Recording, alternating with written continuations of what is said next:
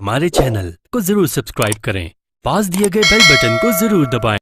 बिस्मिल्लाहिर्रहमानिर्रहीम अन इब्न अब्बास रज़ियल्लाहु तआला अन्हुमा क़ाल रसूलुल्लाह सल्लल्लाहु तआला अलैहि वसल्लम वअलम अन्नल उम्मत लव इज्तमअत अला अन यनफ़ऊक बिशैइन लम यनफ़ऊक इल्ला बिशैइन क़द कतबहुल्लाहु लक।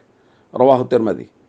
नबी करीम सल्लल्लाहु अलैहि वसल्लम ने इरशाद फरमाया, और ये बात जान लो कि अगर सारी उम्मत भी जमा होकर तुम्हें कुछ नफ़ा पहुंचाना चाहे तो वो तुम्हें इससे ज़्यादा कुछ भी नफ़ा नहीं पहुंचा सकती जो अल्लाह ने तुम्हारे लिए लिख दिया है।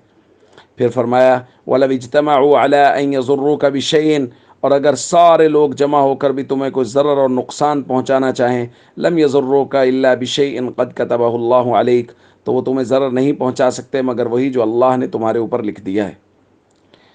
दोस्तों, ये बात हमेशा याद रखें कि असबाब के नक्शे में पूरी कायनात के लोग मिलकर भी अगर किसी इंसान को नफ़ा पहुंचाना चाहें, अल्लाह की मर्ज़ी के बग़ैर किसी को नफ़ा नहीं पहुंचा सकते।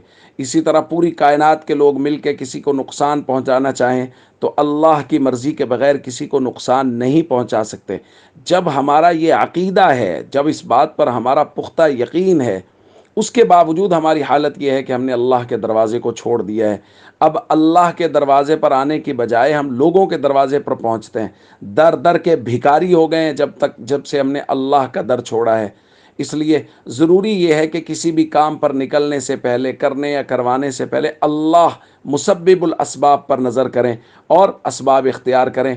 अल्लाह उन असबाब को मौसर बनाएंगे, वगरना अल्लाह तो असबाब के भी खालिक और मालिक हैं। अल्लाह ने असबाब को पैदा की है। अगर असबाब को मौसर ना बनाए तो अल्लाह की मर्ज़ी है।